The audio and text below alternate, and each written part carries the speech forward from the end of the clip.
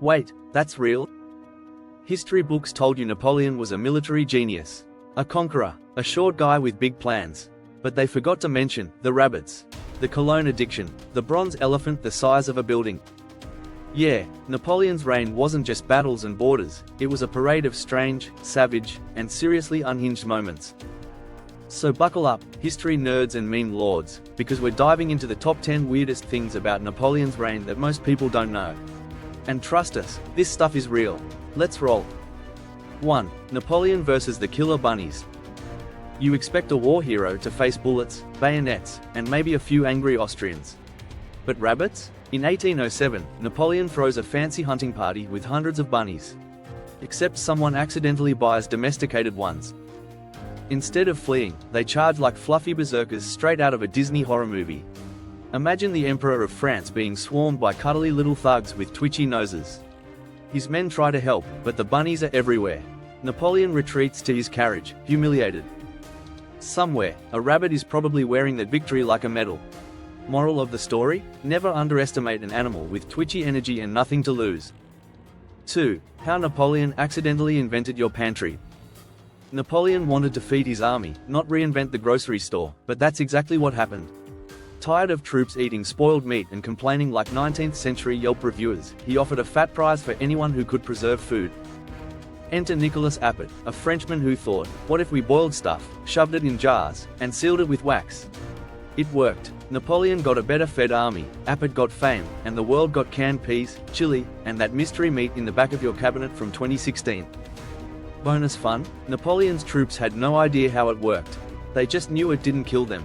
That's how desperate war food standards were.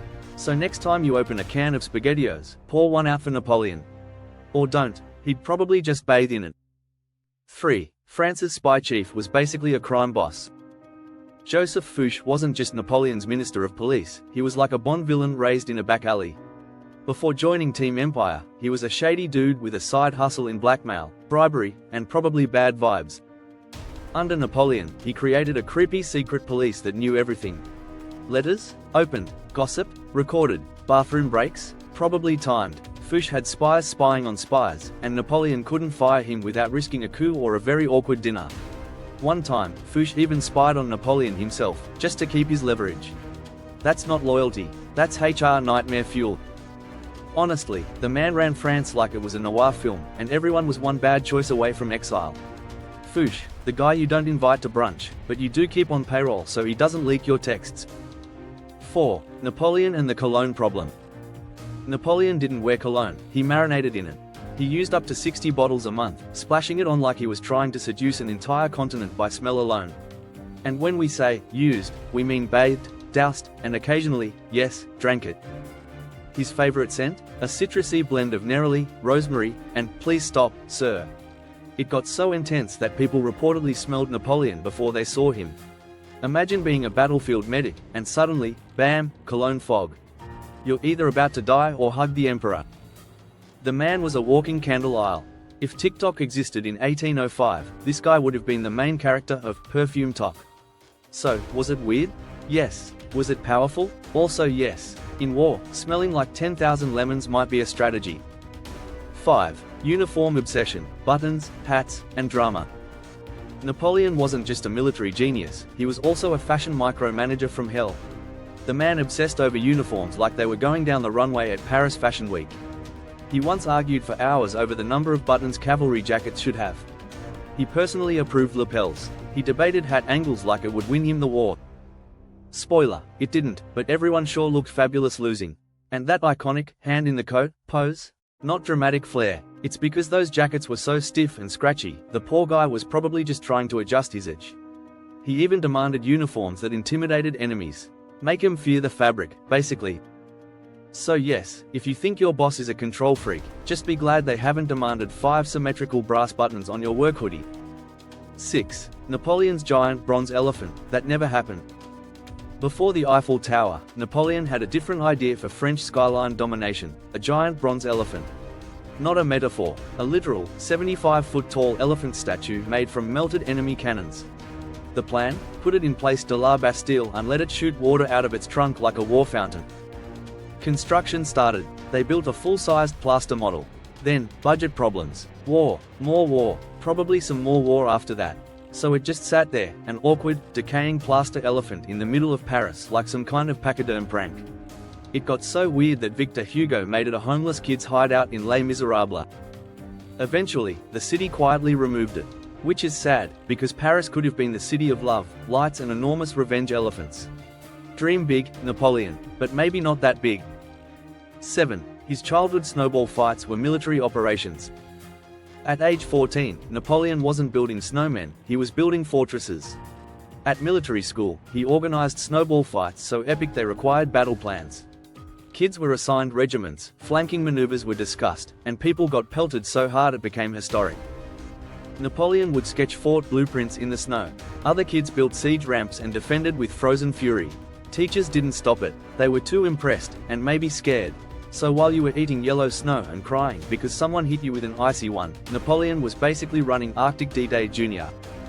These snowball fights didn't just pass the time, they foreshadowed the tactical monster he would become. It also means Napoleon's first taste of victory probably came from knocking over a rival with a slushy fastball to the face. 8. Napoleon lost an empire to mosquitoes. You expect Napoleon to lose to armies, maybe bad logistics. Not to the deadliest animal on earth, mosquitoes. In 1801, during his attempt to retake Haiti, his army was absolutely wrecked by yellow fever. The tiny, stabby insects carrying it killed over 50,000 French troops. Napoleon watched his Caribbean dreams die in a puddle. It was such a disaster, he gave up on colonizing the Americas altogether and sold the Louisiana Territory to the US for a bargain price. So yeah, mosquitoes gave us half of America and cost France its biggest expansion shot. If you ever get a bug bite and start swearing, just remember, it's nothing compared to the time an emperor's imperial ambitions got clapped by a flying hypodermic needle with wings. 9. He brought nerds to a gunfight, and changed history. When Napoleon invaded Egypt, he didn't just bring soldiers. He brought 167 scientists, artists, engineers, and nerds. While the military side flopped like a wet pitta, the scholars made history. They discovered ancient ruins, mapped cities, and, oh yeah, found the freaking Rosetta Stone. Suddenly, hieroglyphs weren't just ancient squiggles, they were readable. It was like unlocking Egyptian Google Translate. Napoleon's invasion failed, but his nerd core basically created Egyptology. It was the most academically overqualified war effort ever. Imagine storming pyramids with telescopes and sketchpads while everyone else is shooting muskets. They didn't conquer Egypt, but they documented the heck out of it. Napoleon may not have ruled the Nile, but he did put ancient history on blast. 10. His escape from Elba was straight out of a sitcom. In 1815, Napoleon was exiled to Elba, a tiny island where his biggest enemy was probably boredom. But he didn't stay bored for long. One day, he just left. Some say he disguised himself as a British sailor to sneak past guards. Imagine the world's most famous man faking a British accent like, "Hello governor, just a regular limey, pip pip." He boards a ship, sails to France, and within days, the French army is like, "He's back?" Well, we kinda missed him. Soldiers literally switched sides mid-march to join him. No gunfire, just Vive l'Empereur, and a group hug. It was like the world's weirdest workplace reunion. From exile to emperor again in a week. If this were a Netflix series, you'd call it The Empire Strikes Back, Cringe Edition. History is a circus. Napoleon was the ringleader. So, next time someone brings up Napoleon, don't just nod and say, "Ah yes, the Battle of Austerlitz." Hit M with the story of the rampaging rabbits, the army of Egypt nerds, the snowball fight with battle formations, or the fact that half of the United States exists today because Napoleon got dunked on by mosquitoes. Napoleon wasn't just an emperor. He was a walking paradox, part military mastermind, part cologne-scented chaos gremlin. And now you know, history isn't just serious, it's seriously weird. So share with someone who thinks history is boring. Because Napoleon, he was anything but.